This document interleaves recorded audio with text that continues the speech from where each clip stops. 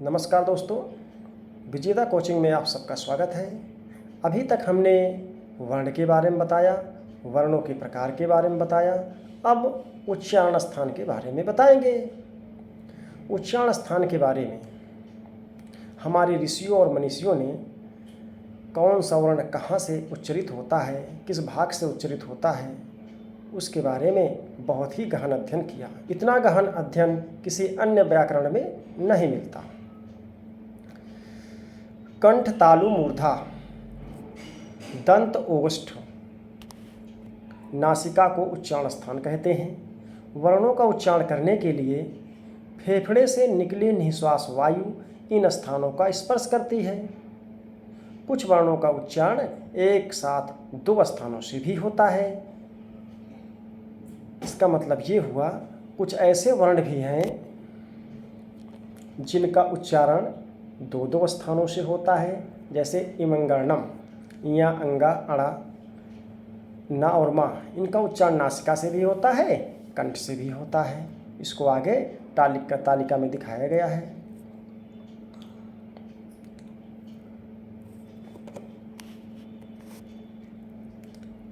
देखिए तालिका आगे।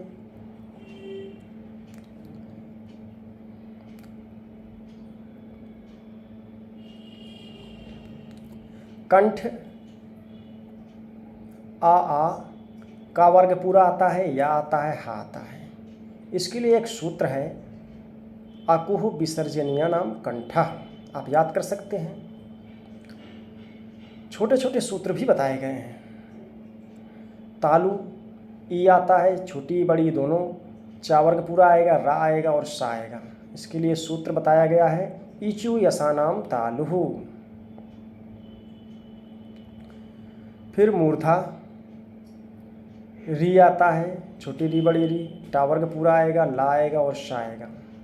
ऋतु रसानाम मूर्धा। फिर इसके बाद ऋतु नसानाम दंता में दंत में क्या आएगा, ली आएगा, ता वर्ग आएगा और शा आएगा। फिर इसके बाद ओष्ठ में पा फा बा भा मा आएगा। और नासिका में अंतिम माने पांचवा वर्ण सभी वर्गों का, अंगा, या, अड़ा और ना, मा, उपध्मानी, ये आते हैं। फिर इसके बाद कंठ, तालु और नासिका में अनुनासिक स्वर भी आते हैं। कंठ तालु में ए आएगा, वा आएगा। ए दय तो वकारस दंतोष्ठम।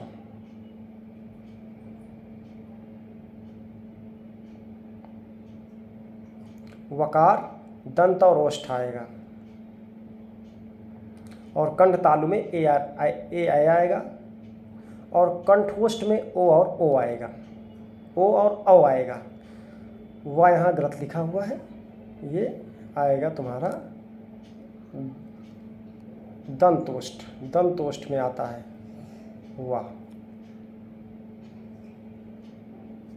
वह जो है दंतोष्ठ में आता है। वकारस्य दंतोष्ठम कहा भी गया। जीवा मूली जो का के पहले अर्ध विसर्ग जैसा चिन्ह होता है, इसको जीवा मूल कहा जाता है।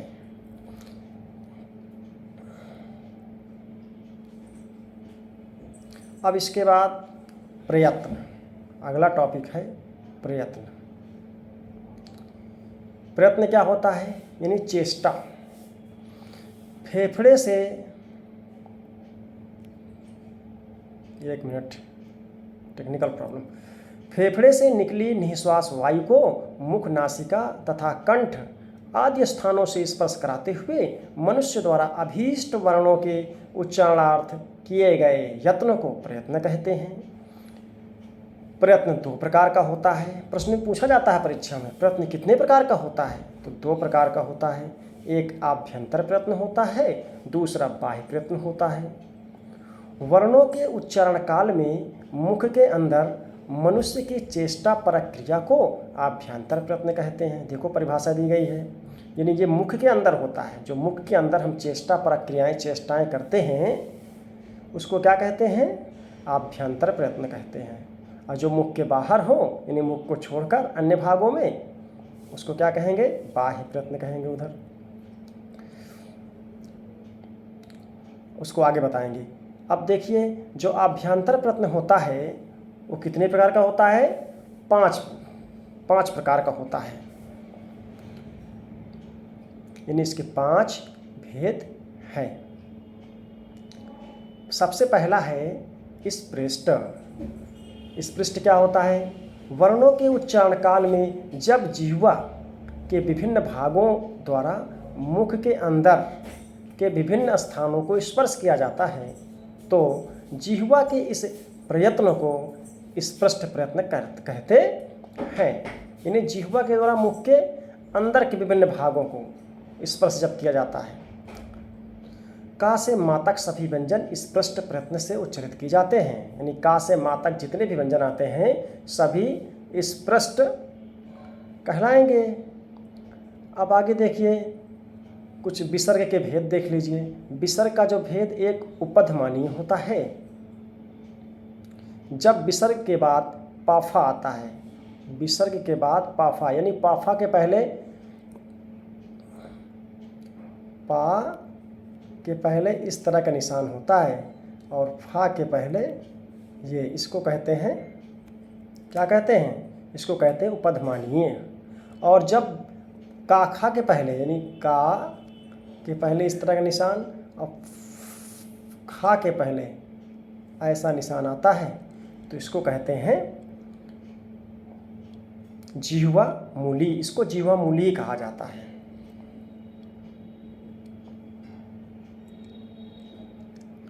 अब अगला पेज देखिए, दूसरा प्रकार है ईसत स्पृष्ट। क्या है? ईसत स्पृष्ट है। ये क्या होता है? वर्णों के उच्चारण काल में जब जिह्वा द्वारा उच्चारण स्थानों को थोड़ा ही स्पर्श किया जाता है, जब थोड़ा स्पर्श किया जाए तो उसको कहते हैं ईसत स्पृष्ट। नाम से स्पष्ट है, ईसत स्पृष्ट। इसके पहले क्या था? स्पृष्ट। ये क्या है? ईसत मतलब थोड़ा हल्का। तो जिह्वा द्वारा मतलब हल्का स्पर्श किया जाता है तो जिह्वा के इस प्रयत्न को क्या कहते हैं? स्पृष्ट, यानी ईसत स्पृष्ट कहते हैं। इसमें 4 आते हैं, 4 वर्ण, या, रा, ला, वा। ये 4 वर्णों को ईसत स्पृष्ट कहते हैं। परीक्षा में बहुत पूछा जाता है ईसत स्पृष्ट वर्ण कौन है, या किस प्रकार का वर्ण है। ठीक है, तो कैसा है? ईसत स्पृष्ट है। अगला क्या है? विवृत। विवृत है वर्ण विशेष के उच्चारण काल में जब मुख विवर खुला रहता है, जब मुख खुला रहता है तो मुख के इस यत्न को विवृत कहते हैं। सभी स्वर विवृत प्रयत्न से उच्चरित होते हैं। जितने भी स्वर आते हैं सब इसी में आएंगे, छोटा आ को छोड़कर। अभी छोटा आ के लिए अगला है समृद्ध है, सभी स्वर आते हैं। ठीक है।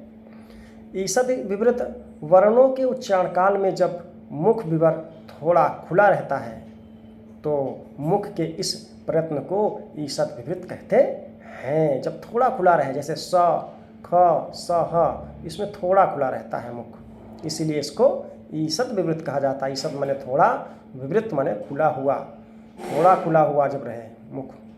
समृद्ध क्या कहते हैं? वर्णों के उच्चारण काल में फेफड़े से निकलने वाले निःश्वास का मार्ग जब बंद हो जाता है, वायु का मार्ग जब बंद हो जाता है तब इसे समृद्ध कहते हैं। इसमें केवल ह्रस्व आ आता है, छोटा आएगा, बाकी नहीं आएगा, बाकी सब विवृत में आते हैं। अब अगला है बाह्य प्रयत्न। प्रयत्न हमने बताया था 2 प्रकार का होता है, आभ्यंतर प्रयत्न और बाह्य प्रयत्न। तो बाह्य प्रयत्न देख लीजिए क्या होता है। वर्णों के उच्चारण का वह यत्न जो फेफड़े से कंठ तक होता है उसे बाह्य प्रयत्न कहते हैं। फेफड़े से लगाकर कंठ तक, मुख नहीं आता है, देखो मुख छोड़ दिया गया, मुख में उसमें आता है आभ्यंतर में। मुख के अंदर की जो प्रयास है वो सब आभ्यंतर में आ गए, और मुख के बाहर क्या है? फेफड़े से कंठ तक। कंठ देखो, यहाँ से कंठ और फेफड़े के बीच में जो प्रयत्न किया जाता है उसको बाह्य प्रयत्न कहते हैं। मुख से बाह्य होने की अपेक्षा इसे बाह्य कहा जाता है। मुख से बाहर है इसीलिए इसके बाह्य। बाह्य माने बाहर ही होता है, बाह्य बनता है उसी से। ये 11 होते हैं। कितने होते हैं? 11, पूरे 11 होते हैं। ये भी परीक्षा में बहुत पूछा जाता है। आप बाह्य प्रत्यय कितने होते हैं याद कर लेना, 11 होते हैं। कौन कौन है? विवार, संवार, श्वास, नाद, घोष, अघोष, अल्प प्राण, महाप्राण, उदात्त, अनुदात्त, स्वरित, ये पूरे 11 होते हैं। बाह्य प्रयत्नों के आधार पर वर्णों का विभाजन देख लीजिए, कौन सा वर्ण कहाँ पर आएगा। इसके लिए भी एक तालिका इसमें दी गई है, बहुत बढ़िया दिया गया है। देखिए, अघोष, विवार, श्वास, अघोष, इन 11 प्रयत्नों को कुछ का ग्रुप बना लिया, इनको ग्रुप बना लिया गया है। ठीक है, सेम रहने के कारण, कुछ समानता होने के कारण ग्रुप बना लिया गया है। जैसे विवार और श्वास और अघोष इनका एक जैसा होता है।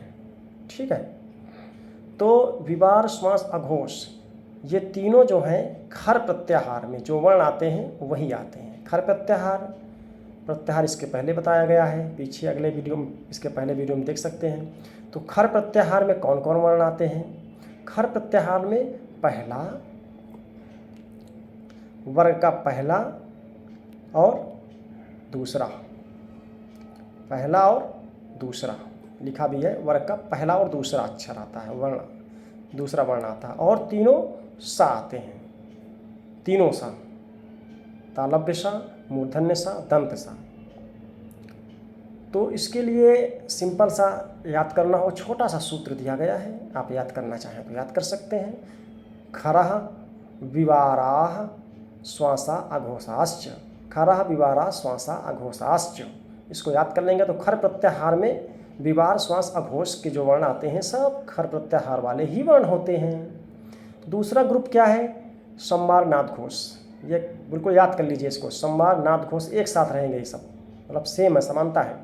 तो हस प्रत्याहार, जो बाकी बच गए, क्या बच गए? खर प्रत्याहार तक बता ही दिया गया, खर के बाद हस, खर तो बाद वाले हैं, हस पहले हैं महेश्वर सूत्र में। तो हैवरट से लगाकर जबगढ़ 10, हैवरट से लगाकर जबगढ़ 10 सूत्र तक के जितने वर्ण आएंगे वो सब संवार, नाद, घोष में आएंगे। इसमें क्या आएगा? प्रत्येक वर्ग का तृतीय अक्षर आएगा, चतुर्थ आएगा, पंचम आएगा,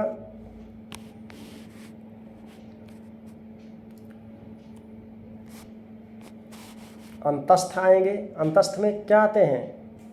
यारा, ला, वाह और हा भी आता है, इतने वर्ण आते हैं। तो हसः, संवारा, नादा, घोषाश्च, छोटा सा सूत्र है, याद करना चाहें तो हस प्रत्याहार के अंतर्गत जो वर्ण आते हैं संवार, नाद, घोष में आते हैं, संवार, नाद, घोष होते हैं। अब सारे व्यंजनों को हो गया 2 ग्रुप में। अब आगे अल्प प्राण है, ये भी क्या है? बाह्य प्रत्न है। 6 प्रत्न बता दिया गया है, विवार, श्वास, अघोष और संवार, नाद, विवार, श्वास, अघोष, संवार, नाद, घोष। अच्छा, इसको विवार, श्वास, अघोष भूल जाता है लोग, कहते हैं कैसे याद करें? तो छोटा सा ट्रिक देख लीजिए। विवार, श्वास, अघोष, अघोष शब्द में ध्यान से रखिए, अघोष, अघोष में छोटा आ है पहला वर्ण है। जब भी हम ओलम शुरू करते हैं, मतलब ओलम मतलब कखरा,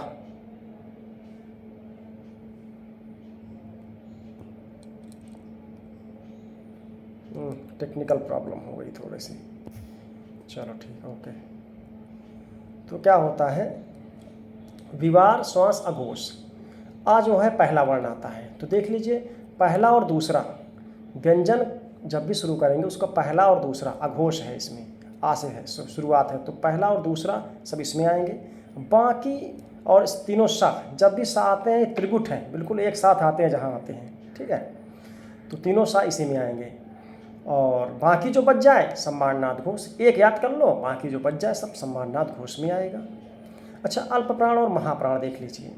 अल्प प्राण में क्या आता है? वर्गों के प्रथम, तृतीय, पंचम, मतलब वर्गों का पहला, तीसरा, पांचवा, ये वर्ण आते हैं।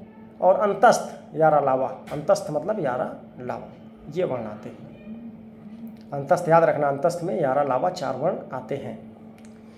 और महाप्राण में क्या होता है? वर्गों का द्वितीय, चतुर्थ और ऊष्मण, ऊष्मण में तीनों सा आते हैं। शाखा साहा, ये 4 वर्ण ये होते हैं, तीनों सा और हा उस वर्ण में उस वर्ण आते हैं। और अब देख लीजिए अल्प प्राण महाप्राण, अब इसको याद करना पड़ेगा। छोटी सी ट्रिक देख लीजिए, यदि समझ में आ जाए आपको, बहुत आसान है, कभी नहीं भूलेगा। कैसे? अंग्रेजी पढ़े ही हो थोड़ा बहुत तो जानते ही हो। वर्गों का प्रथम तृतीय जो अल्प प्राण होता है, महाप्राण, महाप्राण देख लीजिए, एक याद कर लीजिए, एक अपने आप याद हो जाएगा। महाप्राण में क्या है? हा शब्द आता है महाप्राण में, ध्यान दीजिए, महाप्राण जो है हा शब्द दिख रहा होगा, महाप्राण में हा है। तो जब भी अंग्रेजी में जिस जिस शब्द के साथ यच हो, क्या हो? यच हो, यच हो, जिस जिस शब्द के साथ यच हो वो सब महाप्राण होंगे। जैसे खा है, दूसरा वर्ग देखिए, दूसरा अक्षर खा है, के एच होता है। छ है, सी डबल एच होता है। ठीक है, चा को छोड़ देना, मतलब दूसरा वर्ण जहाँ जहाँ यच रहेगा, ठीक है, वो सब आएंगे। और हा भी रहेगा, देखिए हा किस में आएगा? तुम्हारा महाप्राण में आएगा। हा के बाद क्या होता है? तीनों सा, सा में देखिए 2 सा तो एच रहता ही है, यस एच, एक सा यस, मतलब सा, हम ये बताना चाहते हैं कि जो सा रहते हैं जहाँ रहेंगे तीनों रहेंगे, तो यस एच वाला भी सा इसी में आएगा, तो सारे सा इसी में आएंगे। तो कहने का मतलब ये है कि जहाँ जहाँ यच मिलेगा अंग्रेजी में वो सब इसी में आएंगे। अब बाकी छोड़ दीजिए, सब अल्पप्राण में आएंगे। पूरे व्यंजनों का इसमें विभाजन हो गया, अल्पप्राण महाप्राण में भी बांटा जाता है। अब देखिए उदात्त, अनुदात्त और स्वरित, सभी स्वर, जितने भी स्वर हैं सब उदात्त, अनुदात्त और स्वरित में आते हैं। अब अगला नेक्स्ट देखिए, अब तुम्हारा यहीं से समाप्त करते हैं आज का लेक्चर। Thank you.